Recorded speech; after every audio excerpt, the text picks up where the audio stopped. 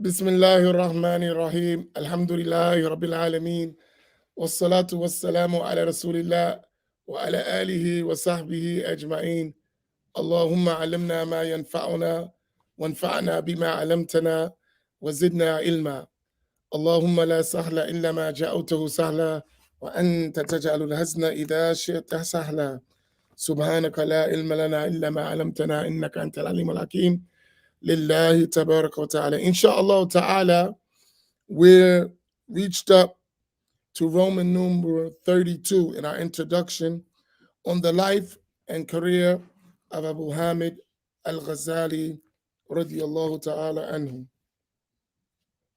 Let us begin, inshallah. Bismillahir Rahmanir Rahim. Alhamdulillahi Rabbil Alameen. Wassalatu wassalamu ala Rasulillah.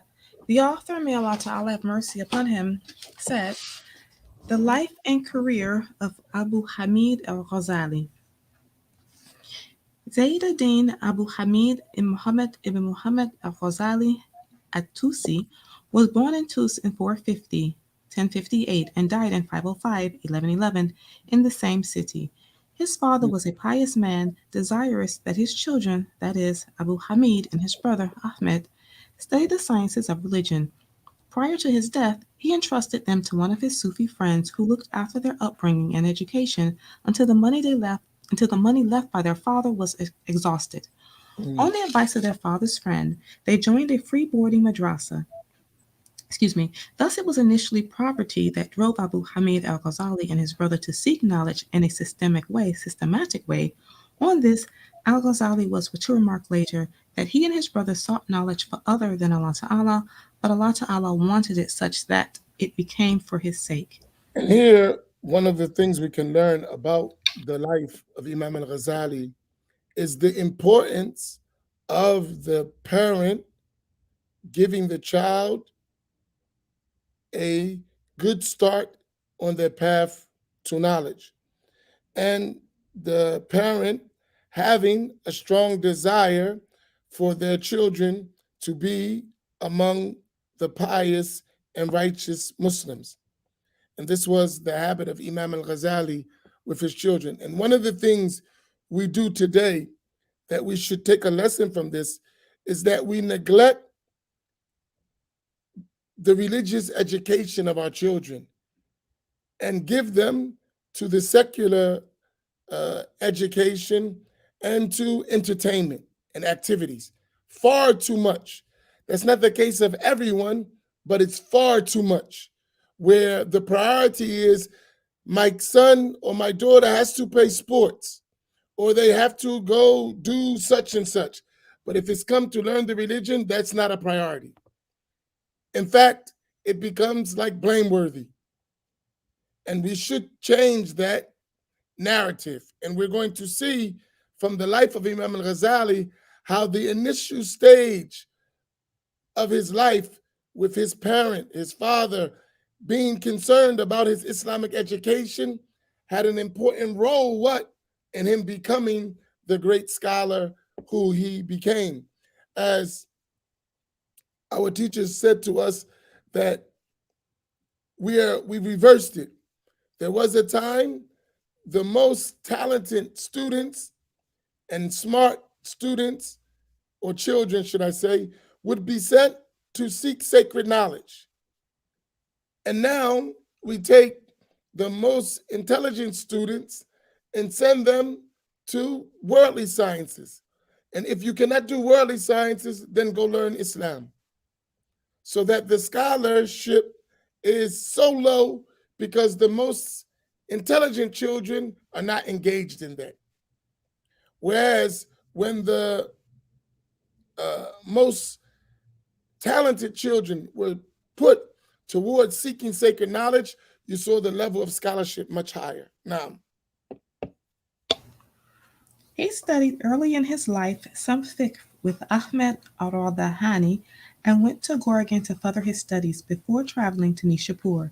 In Nishapur, he studied with the great theologian known as Imam al-Haramain al-Juwayni.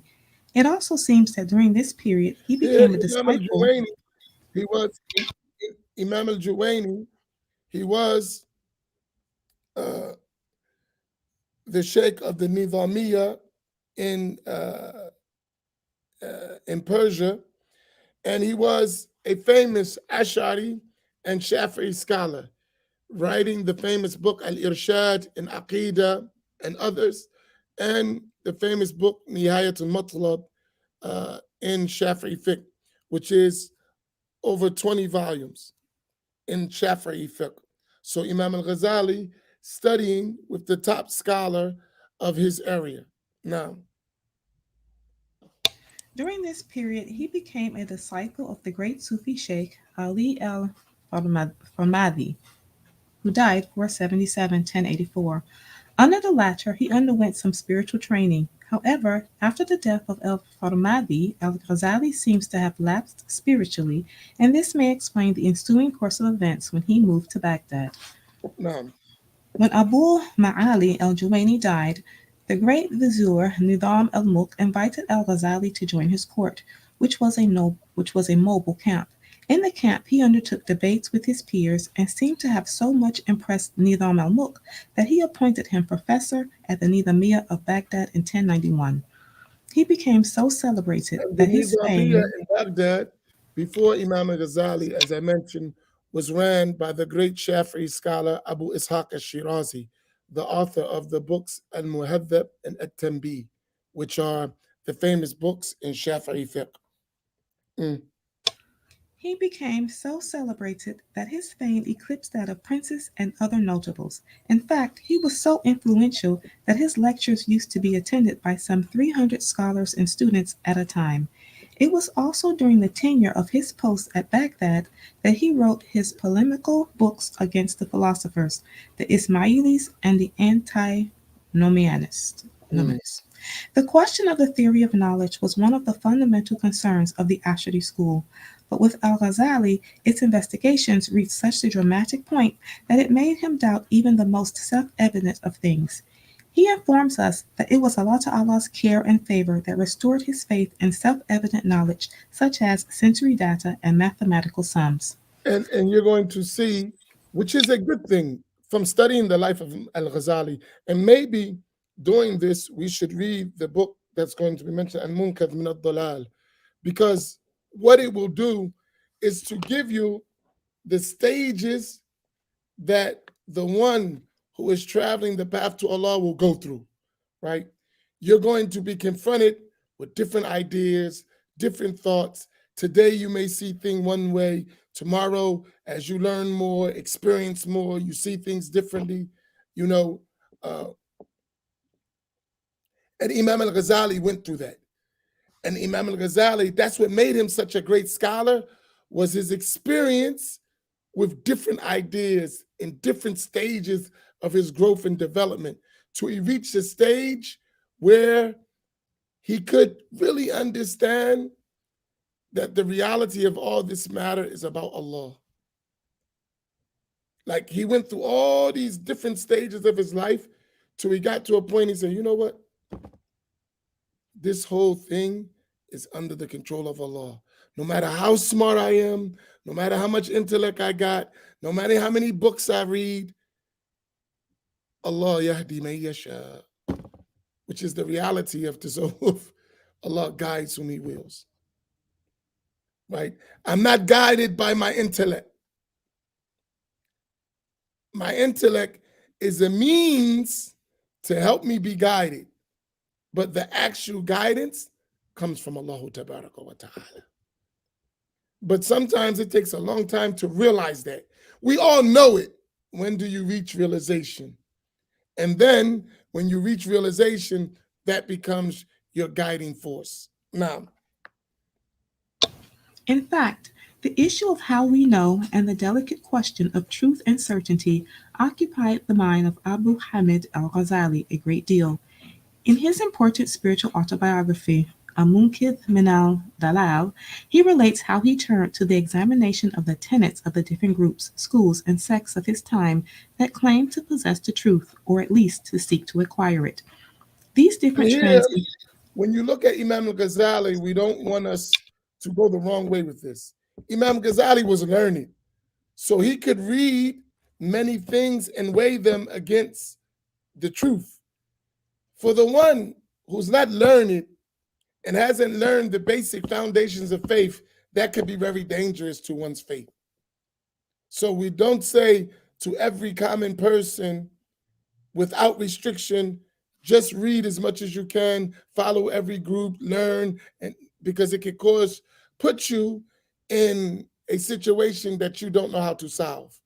Not because the situation cannot be solved, it's because you're not knowledgeable enough and you don't have the prerequisite knowledge to unravel the mysteries or the confusion, should I say.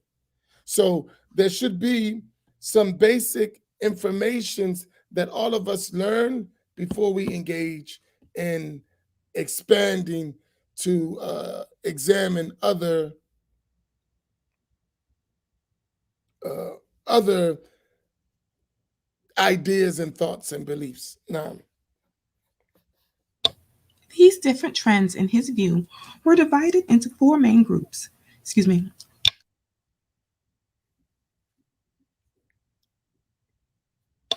The speculative theologians, al-Mutakallimun, who endeavored to defend faith and scripture through the use of intellectual speculation, but starting from the premises of their opponents. The philosophers, who used in their methods logic and rational demonstration. The gnoseologists, Batiniya, who claimed to derive their knowledge from their infallible Imam. And finally, the Sufis, who, through spiritual training and refining their souls, acquired an intuitive understanding of Allah Ta'ala and reality. Al-Ghazali came to the conclusion that speculative theology, ilm al-kalam, was unsatisfactory for the attainment of absolute certainty. For here even I though want you to understand something. Ilm al-kalam, this science, is quite misrepresented. Why? Because of what the term is used for. When you talk about ilm al-kalam, it can mean the same as ilm al-aqidah, the science of aqidah, or ilm al-sulid-din, the science of the foundations of faith. That's the essence.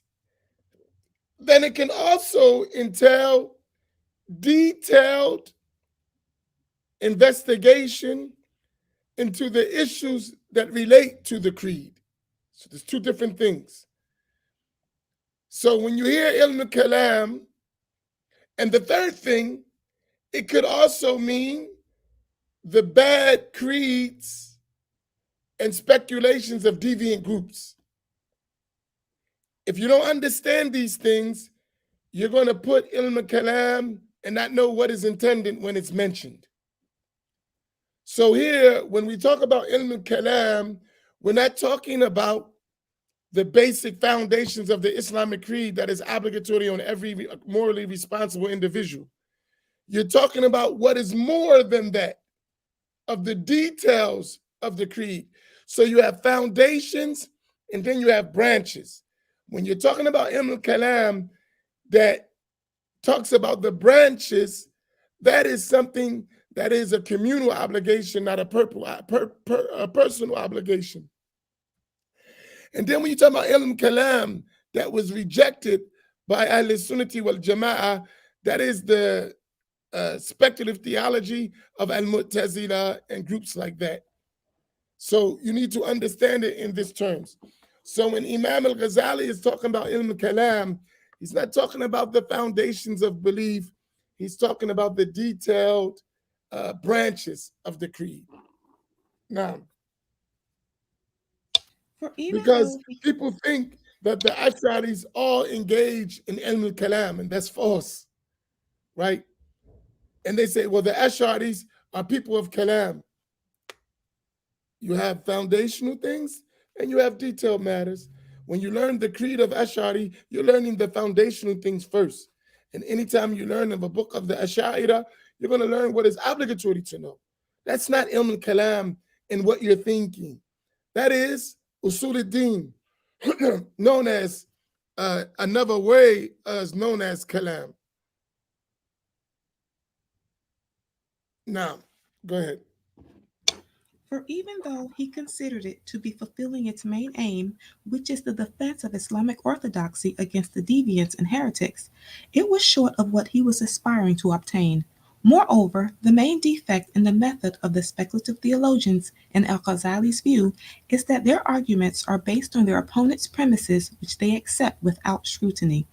Their Mhm. methods are also negative in the sense that they do not have original or innovative ways of thinking, but rather focus on exposing the contradictions and obscurities inherent in the argument of their opponents. As I was reviewing, something came to my mind about this, and it relates to us. Many people, unfortunately, when they learn al-sunnati wal jama'ah, they learn through argumentation. In other words, I just know a few key points to refute the Wahhabis, to oppose the Salafiyah or so-called Salafiyah or the Shia, but they never learned the foundations of the creed. Let us not do that. Let us not learn our religion as an opposition to people of misguidance. Let us learn our religion as our religion.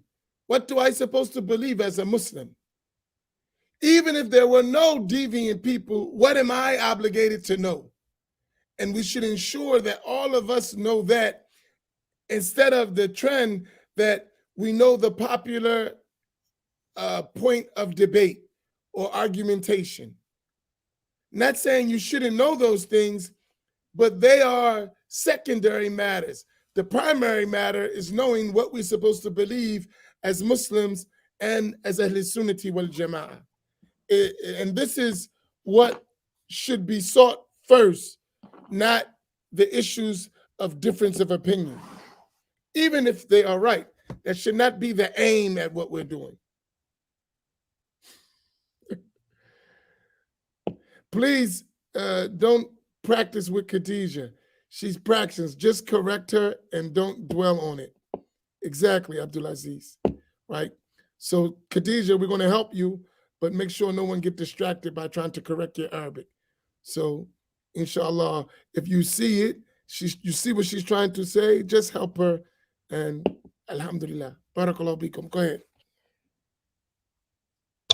For someone like Al Ghazali, who at some stage did not believe in anything except the most self evident of things, the method of the speculative theologians is obviously quite inane and useless.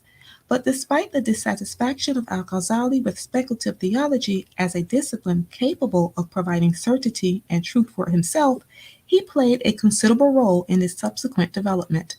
He Which was is to show instrumental. you that even though Imam al-Ghazali didn't see it as a total means to arrive at divine realization, it is a part of the religious dialogue, and he was a contributor to the science of al-Kalam. He was instrumental in laying down a philosophical foundation for Ashri Kalam. And we Ibn should say Ash'ari Kalam, meaning the way to deal with the details of the religion, the religious beliefs, as the Ash'aris did. Mm. Ibn Khaldun describes al-Ghazali as the one who introduced the "method of the latter ones", that is, the later generation of speculative theologians as opposed to the early ones. This method consists of refuting most of the premises used by early speculative theologians by means of demonstrations derived from physics, i.e., the natural sciences in a broad sense, and metaphysics. They also argued, unlike the early Mutakallimun, that the possibility of deriving true conclusions from false premises can equally be applied to articles of faith. The final point introduced in the method of later speculative theologians, and Al-Ghazali is amongst them, is to reject any view advanced by the philosophers that clashes with the tenets of faith. Mhm. Al-Ghazali then turned to examining philosophy. For some 2 years, he extensively read the works of the philosophers without an instructor during his free time after his teaching duties, and, as he says himself, was able to master all the doctrines of the philosophers. Which shows Al-Ghazali you that our scholars were not restricted to only the fields that they were in, which makes Imam al-Ghazali such a great scholar that he reached the level of Hujjatul Islam, that Imam al-Ghazali was aware of his environment and everything that was going around it in the intellectual pursuits of people. Imam Ghazali was aware. Sometimes we'll get caught up in our own box and not realize everything's going around you. So you live in a bubble and you can't communicate with the rest of the society, which is problematic. And really, as Muslims, this is something we can't fall into. While we learn our deen, we must also know what's going on around us and how to communicate with the people around us. I was thinking about this today, this morning. I know my mind was running crazy this morning. That we lose a lot of our children because we can't relate to them. We're talking about something and they're talking about something totally different. And we're talking the deen, but we haven't learned how to communicate the knowledge of the religion to their on the ground reality. So therefore, they're like, man, I don't even know what you're talking about, right? We have to learn to connect. And in order to connect, you have to understand what they're dealing with, what they're confronted with, what ideas that are going across, and then learn how to convey the religion in the form suitable for the time. That doesn't mean change the religion. It means convey it in the form suitable for the time and the environment. Now that's the skill of the conveyor. The religion has the ability to do that. The question is, the one who's conveying it, do they have the ability? Right?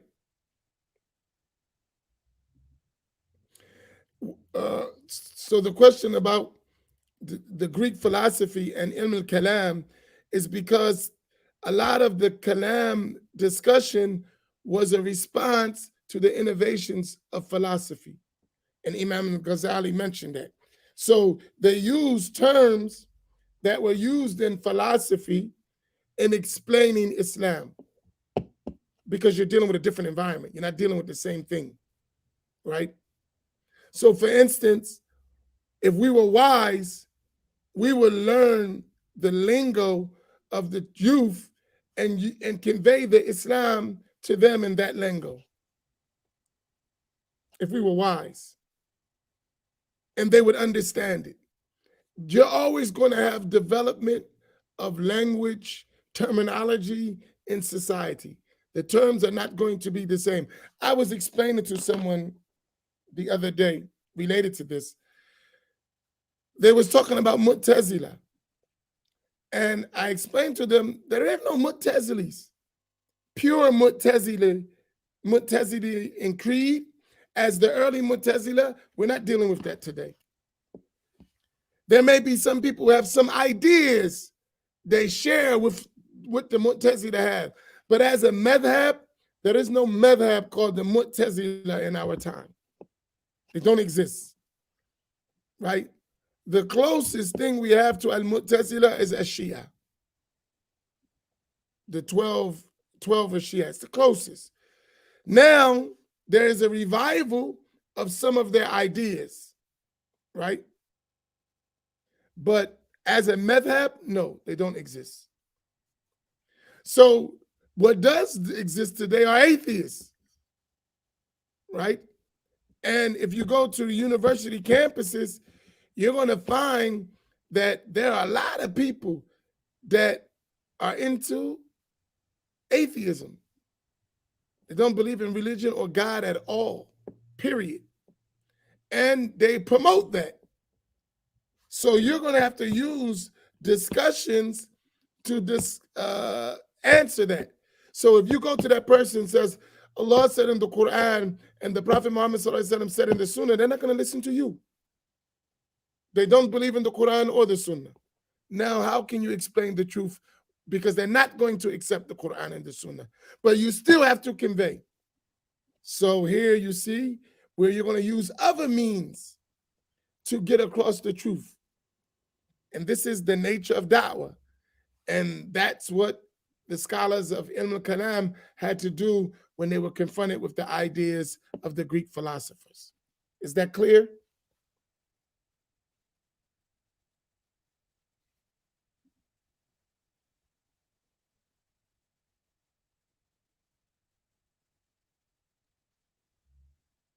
All right, go ahead. Al-Ghazali was aware that some Muslim scholars who ventured to criticize these philosophers did not take the trouble to understand the views as presented by their opponents. Consequently, these criticisms were ineffective and sometimes lacked seriousness and maturity. Here, Among take this point too. Imam al-Ghazali would examine these cases and see the shortcomings of Ahl Sunnah and responding to them. This is the same in our time, but just not talking philosophers. Many people are falling into Wahhabi ideas because people are not effectively responding to Wahhabi ideas, or the proofs that they're using are not strong. And many people, they don't know how to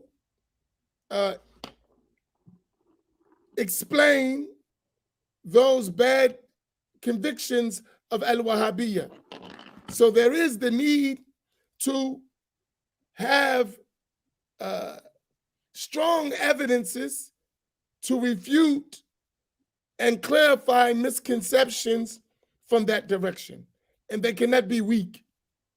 So as Ahl Sunnah, we have to learn in a way that we can explain in a way that is convincing. Now, among the different schools of philosophy, excuse me, and that's why I always say stop parroting. When we become just parrots, we're not helping the situation. We actually have to learn and understand ourselves. Initially, you start repeating, but you have to reach a level where you can express yourself in your own words that convey the same meanings. Now, among the different schools of philosophy up to his time, Al-Ghazali singled out three main ones: the materialist, the naturalist, and the theist. The first group denied the existence of Allah Ta'ala and believed that the world had always existed, just as it will always exist. The second group, the naturalist, acknowledged the existence of Allah Ta'ala due to their in-depth study of nature and natural phenomena and their understanding of the purpose and orderly fashioning of things in nature. Nonetheless, the philosophers of this school denied life after death, resurrection, reward and punishment, felicity, and damnation after one dies. The last group, the theist, includes Socrates, Plato, and Aristotle.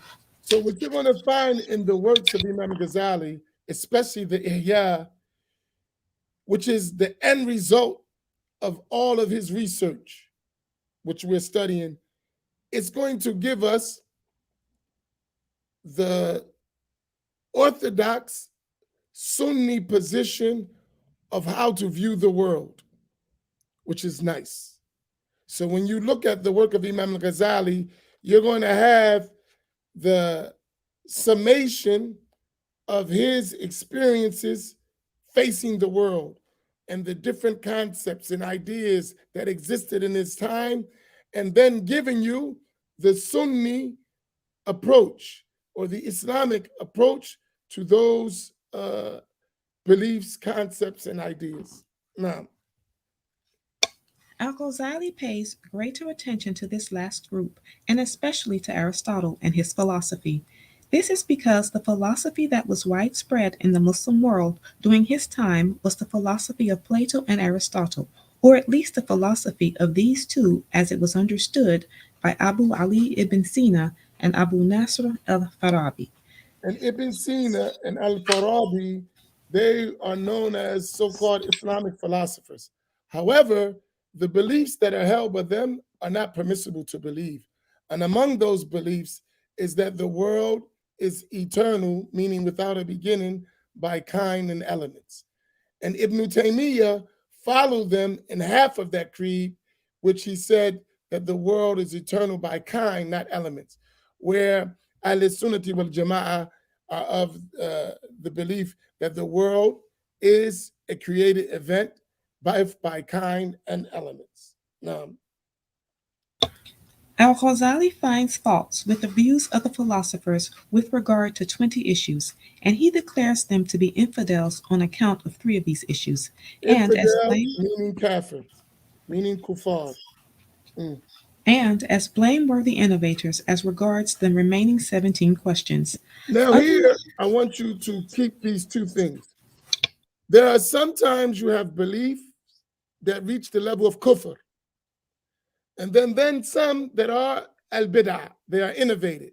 So that means in any case, the belief is not accepted.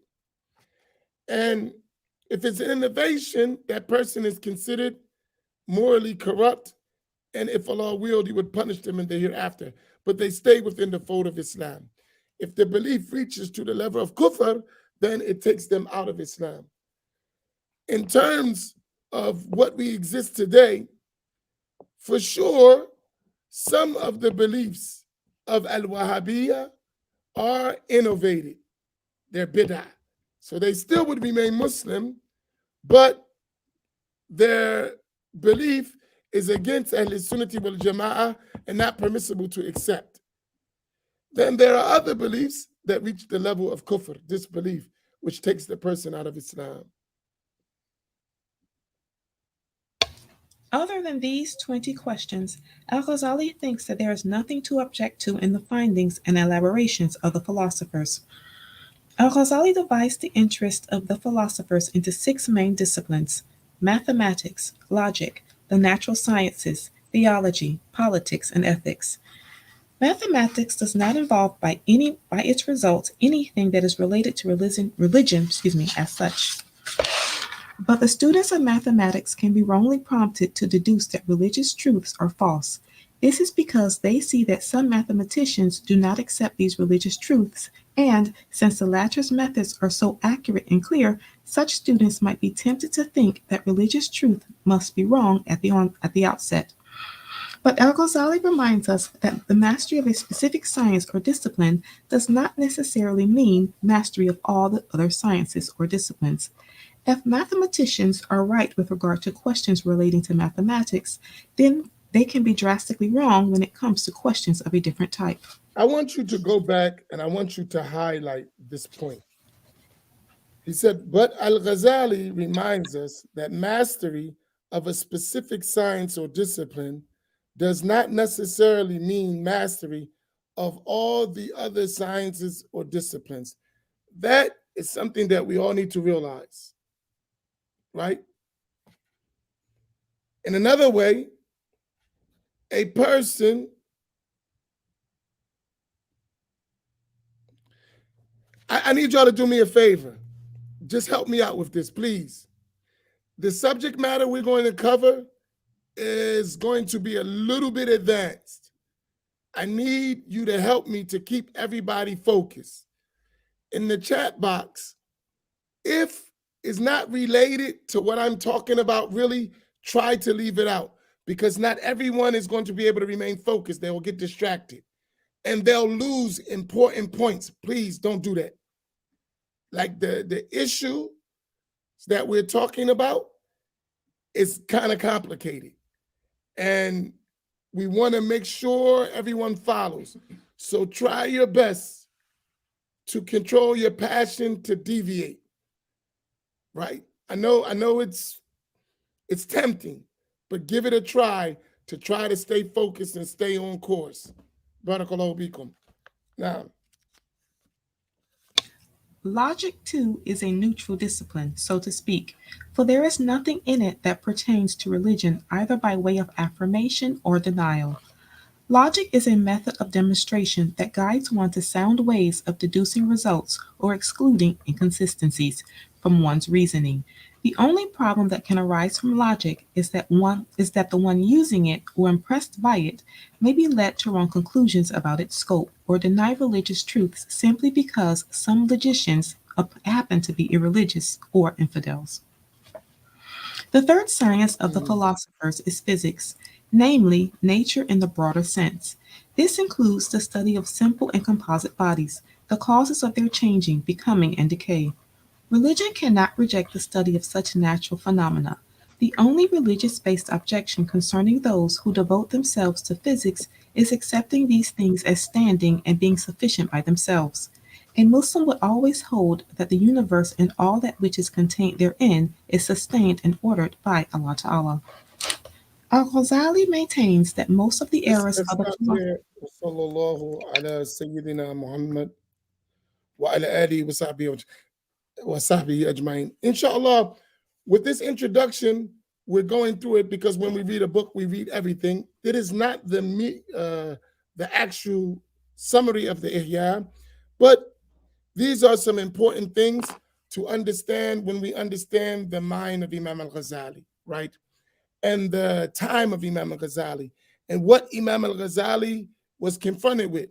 Because when you read the Ihya without some background information about the life and times of Imam al-Ghazali, you might not understand what some of his points are directed at.